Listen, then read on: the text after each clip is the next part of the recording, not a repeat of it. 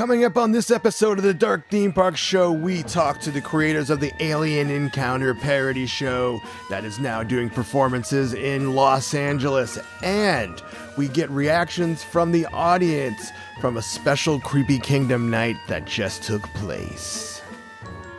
Welcome to the Creepy Kingdom. We are all about the creepy side. Theme parks, films, haunts, and everything in between. We create original films, live streams, vlogs, podcasts, and more. Hit that subscribe button to make sure that you always keep it creepy.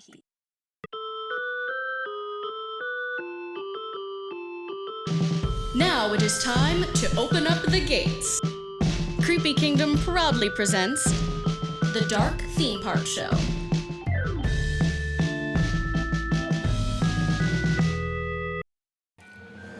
Welcome to the Dark Theme Park Show, Creepy Kingdom's podcast all about the creepiness of theme parks. I am your host, Mr. James H. Carter II, back again with another fun-filled, spooky theme park episode.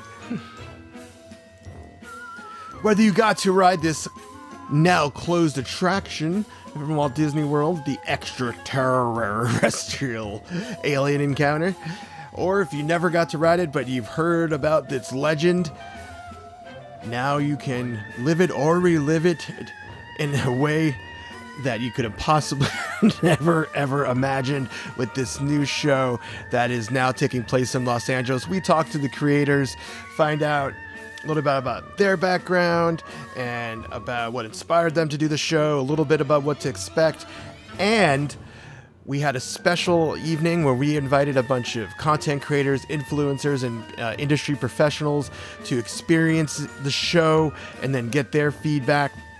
So we're going to be hearing from some of our guests as they share their experience as well. But before we dive into all of that, I thought it was appropriate to have a little recap refresher about ExtraTERRORestrial Alien Encounter. Before we jump into our interview with the creators of Alien Encounter parody show, let's take a look back at the once unforgettable attraction ever to grace Walt Disney World's Magic Kingdom, ExtraTERRORestrial Alien Encounter. Operating from 1995 to 2003, this thrilling ride pushed the boundaries of what a theme park attraction could do. It was set in Tomorrowland, where guests were invited to a high-tech demonstration to witness an alien species being teleported into a chamber. What was supposed to be a safe showcase, however, turned into a terrifying experience as an unexpected alien escaped, wreaking havoc on the audience.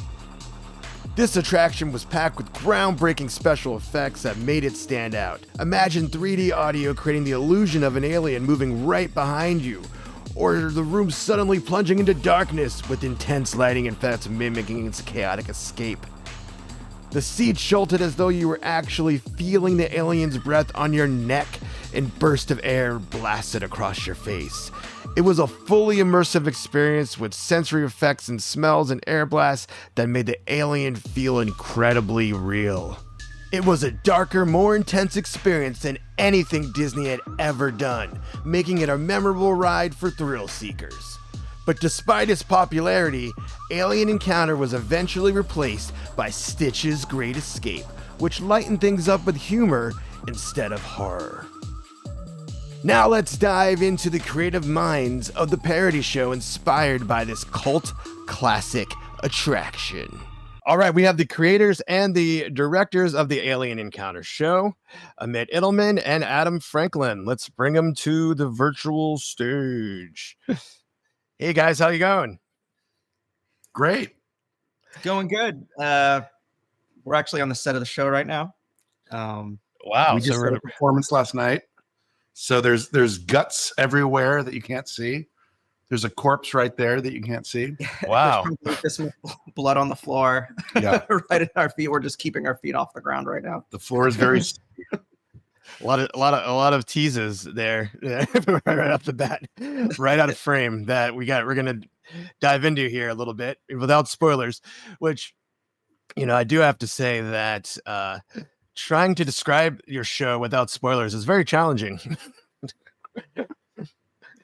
but we'll do our We best. appreciate you keeping secrets. Yes. That makes the experience better for everyone. It's a spoiler-heavy show, and we try to like put as many twists and turns in it as possible, especially because like when you come into this thing, you don't know what we're gonna do, and then you don't know how far we're gonna go with things. So it's yeah. All right, we'll leave it at that. But before we dive a little more into the show, I just want to let's get a little bit in you guys' like background and like your stage productions and some of the other shows you've done, and kind of explain what Trepanny House is and all that kind of fun stuff. Yeah. Geez, I started at the HBO Workspace when I was like 18. It was a long time ago. So that was 30 years ago at the HBO Workspace on Seward and Melrose, where they had a theater for their development department, and they would develop shows like Mr. Show and Tenacious D. Oh, wow. And, yeah, we went through a lot of stuff, and it was a really great education for me. It was kind of college for me, and we would tech a show in the afternoon and mount it that night. And oftentimes a lot of the shows were really ambitious, which was great for the crew. And it made us a really sharp crew. And we always went really beyond our means for an afternoon tech and evening performance. But I got to, that was kind of my college. I got to see people like Paul Kozlowski, building shows out of cardboard, and, seeing Odenkirk develop shows in an afternoon and kind of put them up that same day was just really great education for me. And then I started getting into horror comedy pretty early because I was a squid. I wanted to be Rob Bottin at that point. So I was going to CMEX, which was a special effects school, kind of at the same time that I was doing theater. And then those worlds collided pretty quickly. I did a horror comedy show called Stumpy's Gang at the Zephyr Theater a while ago, and I guess I would been 20 at that point. So yeah, like 30 years ago, and that was kind of the first. And then it just kind of I went into a wormhole of a life of, I would say, gonzo theater and underground theater, and then I opened the Steve Allen Theater at the Center for Inquiry West, and that was kind of my home base for a really long time. And then I got to work with Stuart Gordon, the director of Reanimator, where he directed Reanimator the musical, which was really incredible working with him because he's always been an idol. So it's just kind of been a life of theater and things like Hollywood Hell House and let's pause on let's explain Hollywood Hell House. We did. That was cool. Really the first show that launched the first season at the Steve Allen Theater. So my partners Maggie Rowe and Jill Soloway got the rights to the actual Hell House from the South. And if people don't know, that there's a haunted house called Hell House, which is pretty terrible. That they tried to, it's a fundamentalist Christian organization that created a haunted house in order to scare people to convert. And it's a very fundamentalist version of Christianity. They believe gay people are going to hell. Anyone who isn't Christian is going to be tortured in hell for eternity. Yeah. It's that kind of manifestation of Christianity. And so my partners got the rights to it, but didn't tell them that we were going to mount it as a comedy. So we ended up, and then with my like monster FX background, I kind of came in and kind of directed the haunted house aspect of it and just made some really extreme horror choices to kind of elevate the comedic absurdity of the situation. And my understanding of the original source material is that those are the things that they had in there, like on display to scare you into morality, right? Absolutely. And we just pushed it to make it more ridiculous. So anyways, but yes, that was Hollywood.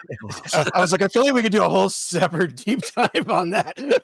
Yeah. It was extraordinary, but it was an intense show, and the comedy community really came to back the show. We had rotating guests. We had Bill Maher, Andy Kindler, all sorts of people. Wild. Okay. Well, let's talk about some of your other or more recent shows that you guys have done leading up to Alien Encounter. Yeah. Well, Adam's been busy doing directing magic shows for Netflix. Yeah. Ooh. I normally work, in TV. I grew up in theater. My parent in Boston, my parents opened a show that was like an interactive fake wedding show called Joey and Maria's Wedding. So like throughout the entire 90s into the 2000s, like I grew up with my parents every weekend, like getting fake married and and I feel like some of that sort of like interactive theater energy like has now come to fruition here, like doing this show. But like for the past 10 years, I've been directing TV shows. There's a show on Netflix called Magic for Humans that I directed, it's like a show with Absolutely Productions, which is like a comedy show that's also a magic show, like a street magic show. And last year, I did a show called The Magic Prank Show, which sort of gave, I learned a few lessons doing that show, bringing those into this show. Because that show, it's like we would create these complete immersive environments and these extremely elaborate ruses to get people to like walk into pranks where they thought it was the end of the world, like the rapture was happening and people were like evaporating in front of them, or someone. Oh wow! So you're like giving people like they're gonna have like breakdowns, like they don't even know what they're looking at, kind of stuff. Yeah, that was sort of the point. Yeah, yeah. Wow, in the best way possible. Yeah, yeah, and Amit and I, met working at the Steve, just doing projects here and there at the Steve Allen Theater. I think it was the Encyclopedia of Hell. Yeah, right. We have a friend, Martin Olson, who wrote a book called The Encyclopedia of Hell, and how would you describe that night? That's, I think, the first night we met. We had kind of a brainstorm session. Yeah, we're both really big fans of Martin Olson, and if you don't know him, you should check him out. And yeah, his book Encyclopedia of Hell has since been published by Feral House, so that's available. And your fans would love that. And what is that? Just a brief summary. What is the book about? It's literally the Encyclopedia of Hell. What it is, and I'm paraphrasing, you should have Martin Olson on, but Satan creates an encyclopedia for his demons describing Earth. So he's trying to educate his demons on what the dimension of Earth is. So it's basically an encyclopedia of Earth for hell. I got you. So it's hilarious. It's hilarious. And anyways, we were wanting to explore ways of staging it, of mounting a stage version. And it was one of those things where it could have gone in 1,000 different ways. So it just started with kind of really loose brainstorming sessions, throwing ideas around. And so it was a real fun way for Adam and I to kind of go, who's this guy? Yeah. This guy's crazy. I remember Amit was like pitching like a concession stand that sold like human flesh. And you could get like pieces of sliced human ass. And I was like, wow. I so much. I mean, if you want to know if you vibe with someone, that's a good icebreaker. Yeah. Little exchange number. But we ended up doing the show too. Yeah, we did. Yeah, it was a lot of fun. It was really cool. Yeah, but that was our first. That was just like kind of a way that we connected, and then I feel like Adam was always asking me to help him. Like he did an Adventure Time commercial, and he was like, "I need a wizard. You're my wizard," And he put in a wizard costume, and I ended up flying, which was really cool. And then, he was just asking me to help him with stuff, and then it flipped, and then I was asking him to help me with my stuff, and then we ended up kind of having a collaboration just because we were each other's support system for quite a long time. And then finally we found this is actually our first project where we're officially collaborating. Oh, cool. Yeah. So long time coming. Yeah, very long time. Yeah. All right. Well, let's get to how this one came to be. What inspired you guys to take this closed Walt Disney World attraction and bring it to the stage in 2025. Well, so we're both theme park nerds, right? Mhm. But Adam actually saw Alien Encounter. Yeah. So anytime we talk about theme parks, it always came back to, no, dude, you don't understand. Alien Encounter. And it became mythology. Where Adam was telling me about this show that I will never be able to see, which was incredible. And obviously, as you know, the scariest and most insane ride that Disney's ever mounted. And it became this piece of mythology. I'm going to say for years. He was talking about it for years, to the point where we were like, look, let's stop talking about this. We're mounting Alien Encounter. We had to. Yeah. This attraction, I first experienced it in the mid 90s. I think I went with my family and we saw a version of it that had Phil Hartman voicing the robot in the pre-show, which was like apparently an original version of it that then was changed to incorporate Tim Curry. Cause I guess like the show was a little too friendly at the beginning and then got too scary at the end. So Michael Eisner came in and was like, well, I guess we'll have to just double down on the terror then and just like have a way more sinister robot in the pre-show. And I've seen both versions of it. And it was so fascinating to see such like a intense and violent thing at the Magic Kingdom of all places. Yeah. Even if it was in Disneyland, it would have been a little different because Disneyland has so many attractions, but the Magic Kingdom has surprisingly little attractions in there. And it's so aimed at little children that it was like insane to me that they would think that this would be a good place to put it. And I loved that about it. And my parents loved it. And, the fact that it closed, it was so tragic that there's like a whole new generation of adults that go to Disney all the time that never got to experience it, but would love it.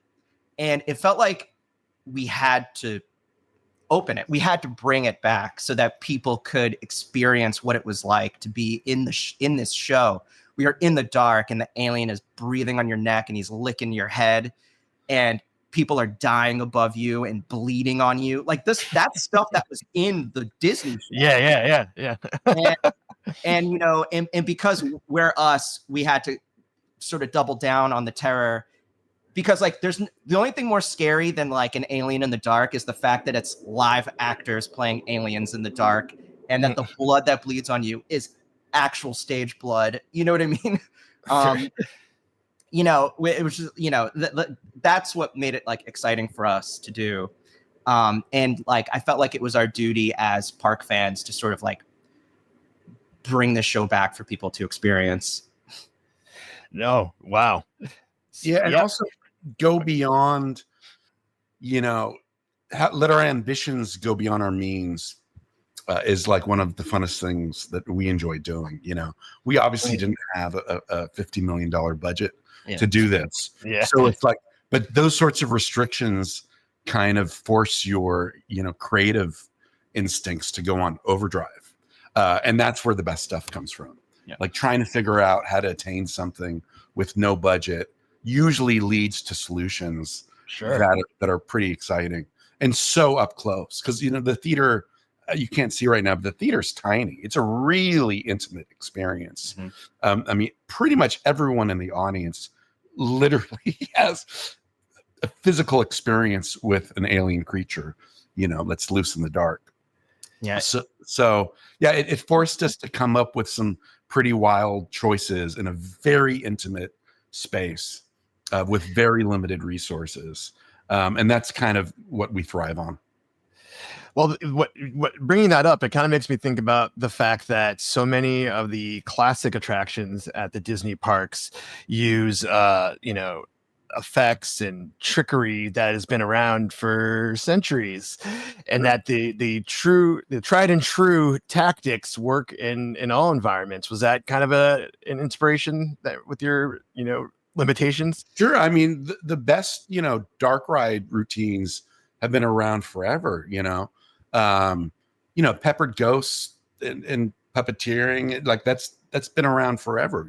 Yeah. I do think Disney really made some new strides with animatronic art. I don't think that existed anywhere before Disney really did that.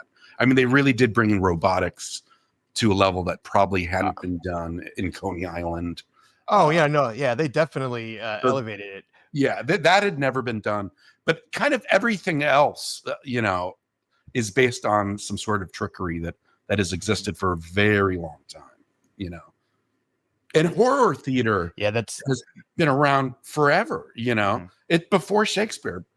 People think of Titus as like one of the first. People think of Grand Guignol, but before that was there was Titus had 12, 16 murders. But before that you had the Greek tragedies were incredibly violent. So ultra violence and scares and jump scares in theater have probably been there from the beginning. That they were probably being done before literature, before this stuff was being written down. Yeah. And I would even say like with, theater effects, I feel like when it comes to like horror theater, it's the practical effects in the live performances are still so much more scary and so much more effective than sort of, like modern tech you could put in a show. It's like those old techniques are still so much more effective than multimedia stuff. Oh, the screen projection stuff. Stuff and like audio, just the human ear can just kind of pick up the difference between something coming from a speaker and something that's like live coming from a tube, an actor speaking into a tube. Like in our show, we have surround sound all around the room and on the ceiling, but we don't necessarily use it for everything. We've rigged this, we've piped this place with actual piping and tubes that can like old archaic telephone style like there are voices that will come physically through tubes and everything, so that stuff they did in spook shows at the turn of the century. And you can really tell the difference, and I feel like it keeps people uneasy in a good way because it's a horror show. You want people to feel calm and safe because, oh, you know what? That's coming from speaker. I just know it is, so I'm fine. You know what I mean? Yeah. There's a false sense of security with, animatronics or speakered sound or whatever. You're like, oh, which kind of leads into what the next question I wanted to say was that, your stage production crosses into the audience's personal space, which is something that most people in general are not expecting when they go to a show. And it sounds like not only are they physically crossing into the space, but also the way that they're hearing things was very important to you guys to make it sound like, no, this is actually happening around you. This isn't a recording. It sounds like you guys took a lot of thought about that presentation. Yeah, because it is happening around them. Yes. Yeah, it literally is. And of course that was honoring, the original production of Alien Encounter, the extraterrestrial. Yeah, which because that the whole point of that show was for it to be like a sensory experience. It was all about the audio in the dark, and then they kind of worked from there. So that was just to make it clear to everyone, this show is an adaptation of that show. It's a completely different the script, it's an all new script, there are new characters, it's an original production, but the sort of spirit of that original show is in this. So everything that you could remember or love about that show, you'll see in this. And things that if you had experienced it, those things that you wanted to experience again, you will be able to experience in this, or things that you wish you could have experienced if you saw the show is in the show.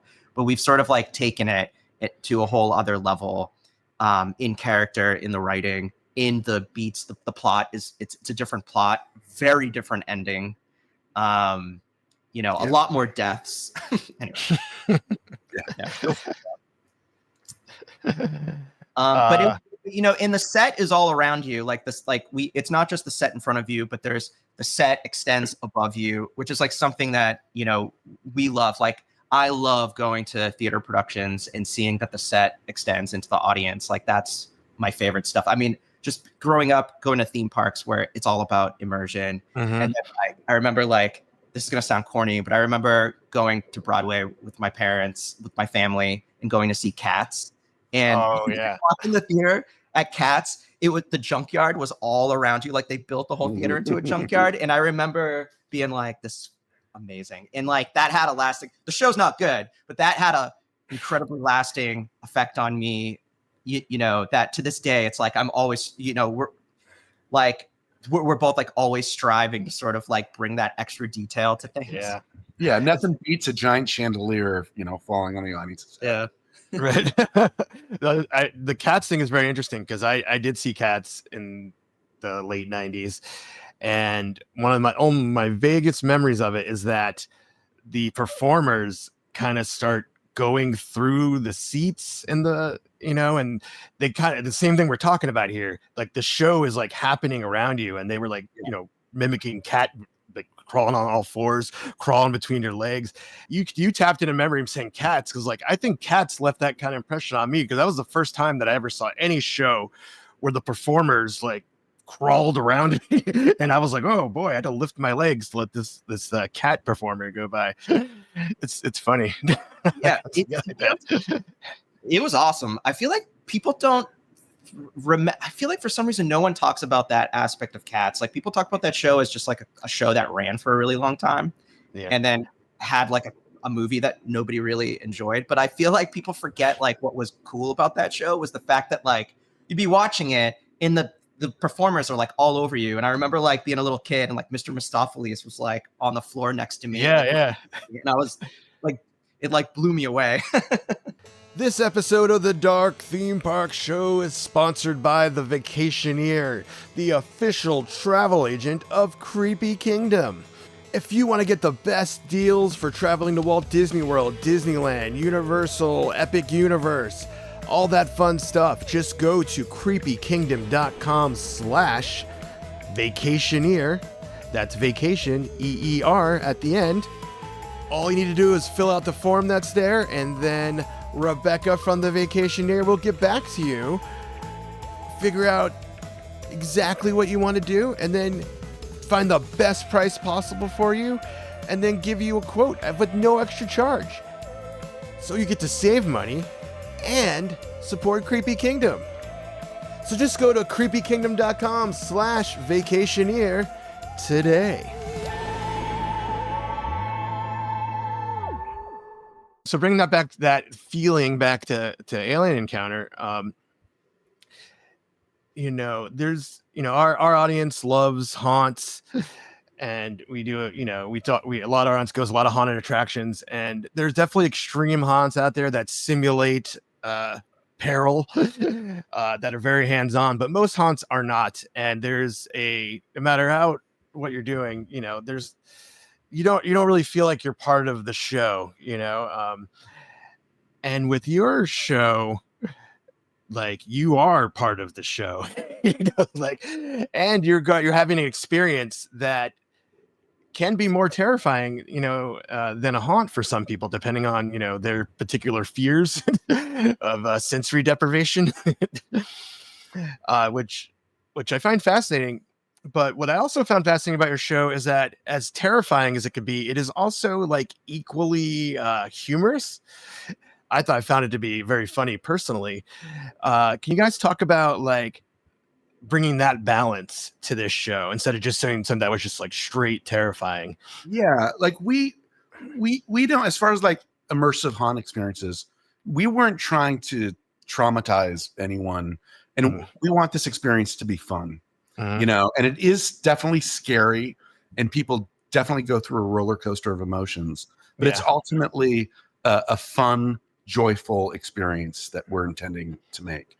And obviously the combination of horror and comedy are like our favorite dynamics, you know. Yeah. And, you know, the funnier something is, oftentimes the scarier something can be. And it's, you know, it's the old term, the hot and cold showers, you know, the more extreme the dynamics are, the more the opposite extreme is emphasized. So, and it's just such a wonderful genre. You know, we love Stuart Gordon and John Landis, and this show was a great opportunity because it is a parody, and because we decided to make it more about human characters, not video characters, like we really get to interact with the audience, and the actors all come from a comedic background, and we allowed ourselves to have fun and make comedic choices. And it's okay for it to be a little silly, and at times it's a little broad, because it is a ridiculous situation and a ridiculous show, and we embrace that. So people have permission to have fun right out of the get-go, and that also opens themselves up to experiencing fear. Yeah, and the show it's a parody of Alien Encounter. It's a parody of just Disney attractions in general. We even have like an extremely convoluted queue that you have to walk through before you can even just purposely there. And like, we make sure that nobody has bought a fast pass in advance, and nobody has a virtual queue. So you have to go through the standby line. I love that. Yeah. And that's a big part of it. And also, just in the spirit of like a good theme park attraction, like, you are in a perilous situation, or at least you should be. We won't talk about Tiana's Bayou Adventure, but like, there's supposed to be an element of danger, but there's there should be like a fun spirit to the entire thing. There should be comedic characters, and there should be funny moments, as well as scary stuff. Yeah, and a lot of it, we got really lucky with our cast too. So like Davey Johnson, who plays Harvey, he's a real veteran comedian. He's been in the Tomorrow Show with Ron Lynch for almost 20 years now. Wow. And Mark Fight from Two-Headed Dog and Clowntown City Limits. Our entire cast has such a great comedic background. So they were able to take the script and really bring it to life and find the comedy, between the words. Cool. Speaking of your cast, there's a cast member particularly I wanted to call attention to, which when I saw them in the show, I was so happy to see them, is Dana Snyder appears in the show. Yeah. And so most people will be familiar with him as the voice of Master Shake from Aqua Teen Hunger Force. But what most people don't know is that he is a huge Disney fan and a Disney theme park fan. And I don't know if he still does his podcast, but I know that he was on a podcast called Drunk on Disney for years. And so when I saw him, that was like a real great full circle moment for me to know. I didn't know too much about you guys, but I knew about Dana from listening to his podcast, and the fact that we both were in a documentary together called The Dark Side of Disney. I don't know if you ever saw that one. But what I loved about Dana is that it just so, I would never have guessed that he was such a huge theme park nerd, until I listened to this podcast. Did he have any involvement besides playing the role and kind of like bringing that fandom to the show? I directed his he had a one-man show called Cigarettes, Whiskey, and Wild Wild Women that he did at Bumpershoot maybe 10 years ago, and he approached me, asked me to direct it for like 6 weeks. We worked on it for like 6 weeks, and then took it to Bumpershoot. And that was kind of my connection with him. And we got along really well after that. And we were always like looking for another project to work on, but never actually found it. And we just remained friends and hadn't worked together since then. But once this came up, we had to cast a Dr. Blorplop. And he was the first person we called. And we knew he'd be perfect for it. And he said yes immediately. And he was completely aware of Alien Encounter, and he was perfect. He was amazing. He's like a living Hanna-Barbera character. And so, he completely nails it. Yeah, that's incredible. Show yet? He hasn't. By the way, but he will. We'll get him down. He's always doing conventions.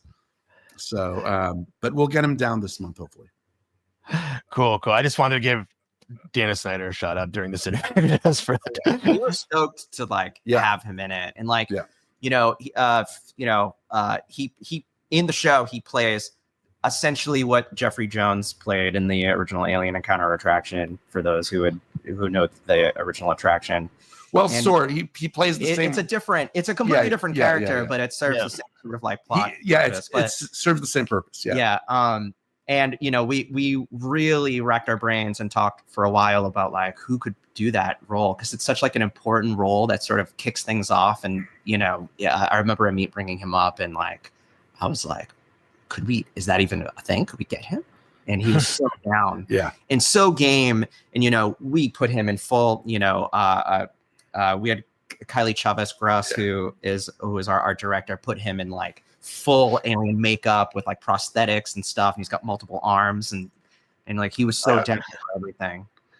Yeah, he's a sweetheart and hilarious, and a great ukulele player. Wow. Okay, didn't know that. Yeah. Wow. I mean, legit.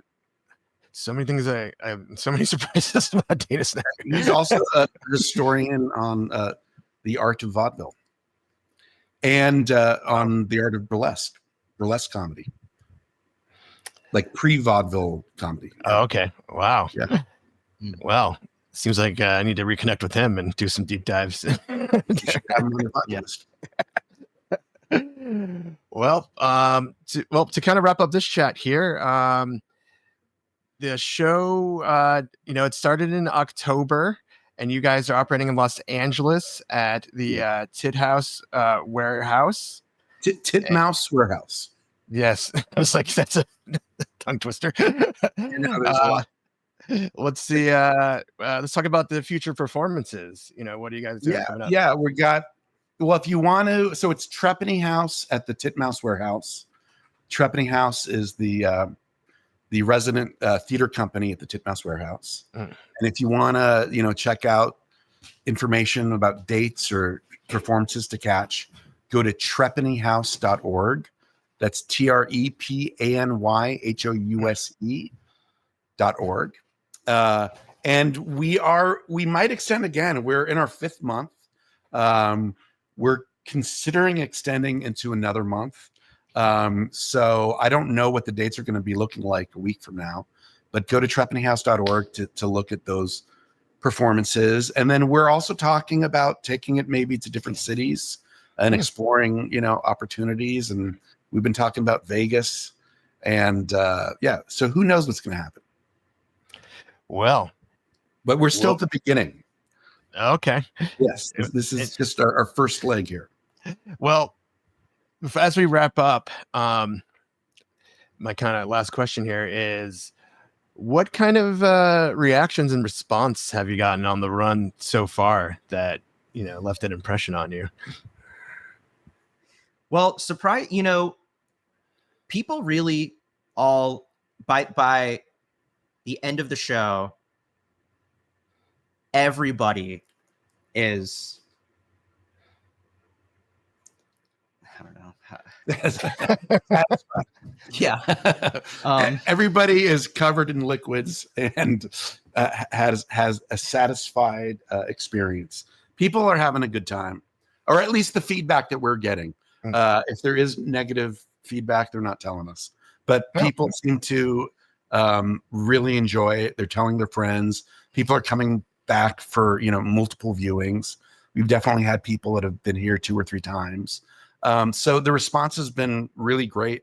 I feel like we found our audience, and it is such a specific audience, the horror Disney combination, which is oddly you guys. Yeah, that's where we live. There is a very specific crowd that loves those two things, and that's us too. So it's kind of interesting to see that there's people who like the same kinds of things that we like. It is an oddly specific crowd, but we found them and they found us, and hopefully they'll keep coming. And I think and I think people that might be too scared to come to the show, I'd say don't be too scared. This is not Blackout. This is like the more fun elements of like Halloween Horror Nights, or like it's very much a parody of a Disney attraction. Like if you like Disney attractions, you'd like this. And there are some kids. I wouldn't say like bring your little kids, but there are some younger audience members that really dig it. We had 2 people die of fright. So Oh yeah. wow. No, I wouldn't be too. If you're afraid of being eaten by an alien creature, if that's an actual fear you have, then don't. All right, I'll keep that So in mind. beware. Listeners, keep that in It's mind. If you not actually safe. figure that. Yes, it is not safe. Exercise caution. Bring a All poncho. right. Bring a poncho. Bring a poncho. I will say bring a poncho. Yeah. You know, my instinct told me to bring a poncho when I went, but I didn't, and I regretted it. I didn't really regret it, but I was like, okay, because I've been to some immersive shows where you got a little stuff on you, but no, we got worked, we got wrecked, and we had a great time. I will say, not quite Popeye's raft ride in Islands of Adventure wet, but you do get pretty wet. Yeah, you guys need those human blow dryers I have when you get off of that, right? Yeah. The $5 blow dry. Yeah. Yeah. By the way, last time I went to Islands of Adventure, we purposely wore, because that park has so many water rides. I don't think people realize like how wet you get at that park in particular. So we wore bathing suits, and it made the whole day so fun. Like we wore bathing suits and like shoes that you can just like get wet. It doesn't matter, and it made it so great. Pro tip. There you go. That's a big pro tip. All right, guys. Well, thanks so much for chatting. And if people any new information about the show or new cities, everything, we'll definitely be reporting on it. So the Creepy Kingdom audience will stay in tune there. Well, we appreciate your support. Thanks. Thank you. Yeah, thanks for having us. Yeah. No problem. On March 8th, 2025, CKXM, Creepy Kingdom's experiential marketing division, teamed up with Trepanny House to host an exclusive event for influencers, content creators, and industry professionals. Here are some of their thoughts after the show. Oh, it was terrifying. I cried and screamed a lot. I don't even think we were looking half the time. We were in the front row. Like literally just like... So if you like scary stuff, you like living on the edge, surprises. Yeah. Perfect. Yeah, no, this will be for you if you like that kind of stuff. Creepy. But funny, really funny. I almost wish it was longer. Yeah. We want a sequel. I want a sequel, yeah. So the alien encounter was amazing. Scared the heck out of me. I was holding on to his arms on. New fear unlocked. Yes. I thought it was a lot of fun. I was laughing the whole time. Yeah, I think if you want to be scared and out of control and rely totally on your senses, then this is for you. I mean, we screamed, we cried, we laughed. It was crazy. It was so fun. And laughed. Yes. Bring a poncho, and if you value your shoes, wear bags. That was game changer. So wear bags. I can say it's more fun than a bucket of blood. I'm speechless. The whole thing was incredible. I say you got to come out. You got to check this out. It was a lot of fun, and all I can say is this: bring a poncho. Oh my God, totally immersive experience. Be prepared to get wet. You want to bring a poncho to this one. Yes. And we are not alone. It's definitely aliens out there. We're not alone. And this is me after Alien Encounter.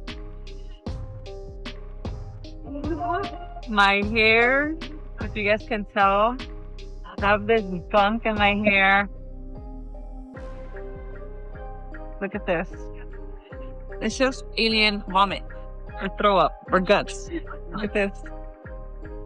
I will write it again, and I will bring family and friends. Thank you to Creepy Kingdom. All right, tickets are still on sale throughout the end of March for upcoming Alien Encounter performances. If it's extended, when it expands to new cities and areas, of course, Creepy Kingdom will have that information for you, so stay tuned for that. And I want to give out a little disclaimer about this episode.